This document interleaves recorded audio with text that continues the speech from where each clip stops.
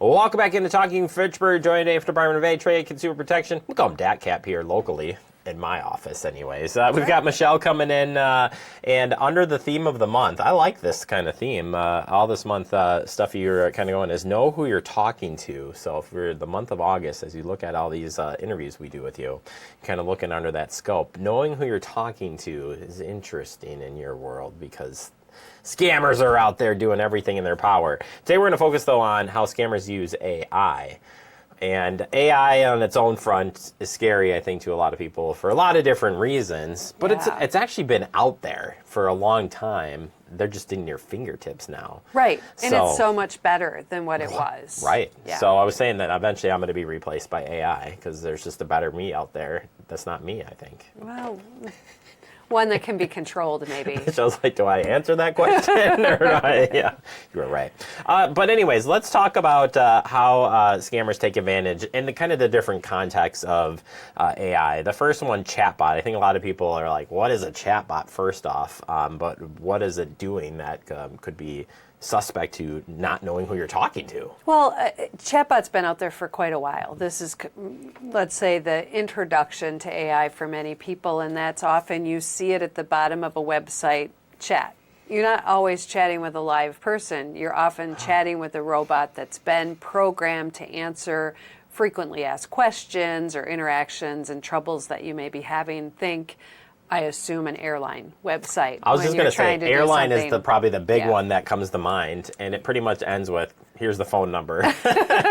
Or, here's the only seat I can give you. Yeah, exactly. And so that's a chatbot in its basic form, but AI has come along so far that now it's complete sentences. It's not short grammar. And so AI chatbots can often read scripts. And if a scammer is using that to interact with a consumer and things are pre-programmed, instead of a one-on-one interaction with the robot that they are watching, they can have multiples all at once because it's advanced so far.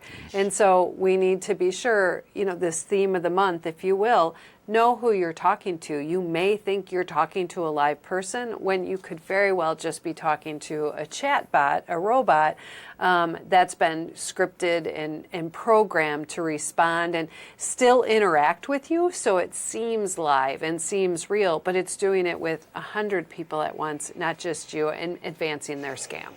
How do you, if you don't really know that you're talking to a chatbot, generally speaking, right? Like you can't assume one way or the other, but I guess people should just be aware that, if you are interacting with somebody online, like now you kind of have it in the back of your head, like you may not actually be chatting with somebody. Right, you might be with a robot, and that could be perfectly fine when you're trying to get the seat on the airplane or, get rebooked or something.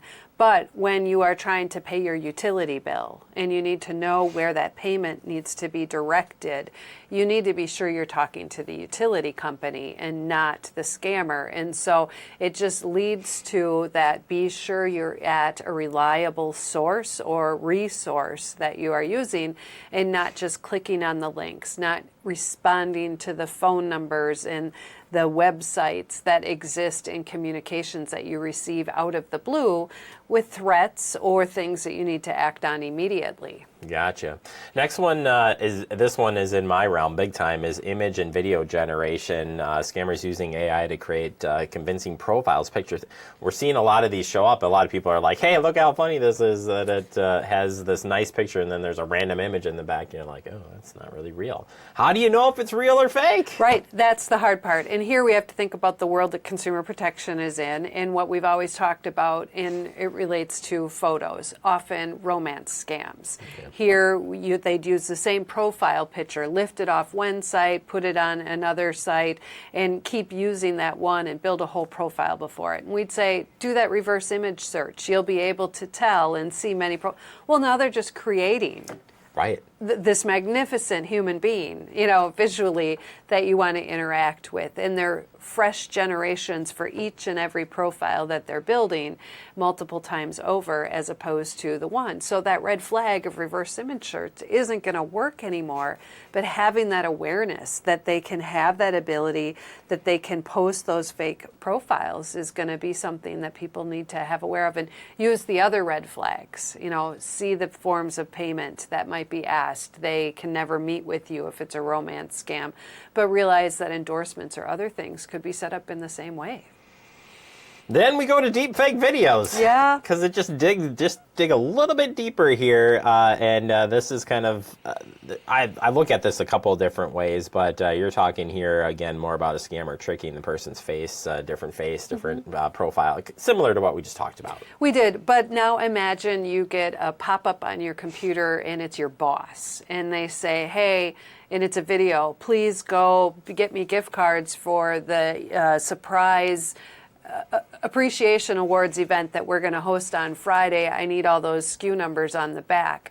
Well, that's not really the boss. That's a pop-up that a scammer's put in place in order to compromise the system and get you to go buy gift cards and hand over some money from the company. Or maybe it's from yourself, your own personal money and not the company's type situation. So these deep fake videos are representing real individuals, and that can also be with endorsements and things. So you need to be cautious that that product that everyone's raving about is truly being endorsed by and isn't just a fake product that a scammer set up to get everyone to buy and it never shows up.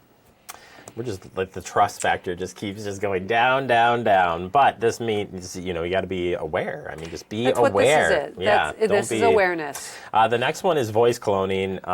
Same concept here. We were saying I'm out there a lot, way out there. I'm sure my voice is out there somewhere. Absolutely. I mean, anyone's is if they have social media and have ever posted a video. So how locked down has that been? If you leave a voicemail message anywhere, or if you have an outgoing message, your voice is out there. But it takes about 3 seconds of audio files for these voice cloning softwares to be able to become you. And now a friends and family scam, a grandparent scam. Instead of, oh, Johnny, you sound kind of nasally today. Well, I broke my nose, Grandma. No, you don't need to have that. Johnny's going to sound completely normal and be able to interact using the chatbot script. I mean, we can tie these things together, and right. and that boss is going to sound just like the boss in the video. So we need to be cautious about what we do with our data and information, have that awareness, and be prepared and understand that who we think we're talking to may not really be who they are. I'm glad you tied it back in there. Know who you're talking to, because that's the key here with any of these things is knowing that it's legit, taking the time to review it, and understanding that it's forever changing, forever. Right. But there are I saw and heard red flags throughout as you were talking today.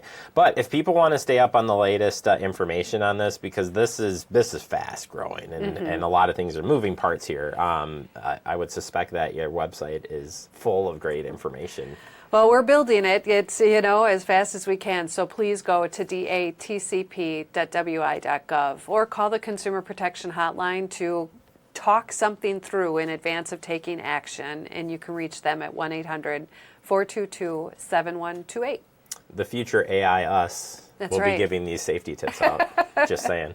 Maybe not. Maybe it's too soon for that. Maybe we'll have you to can't replace create the merchandise. that spoof. Yeah, exactly. Thank you so much for your time. Appreciate it as always. Thank you.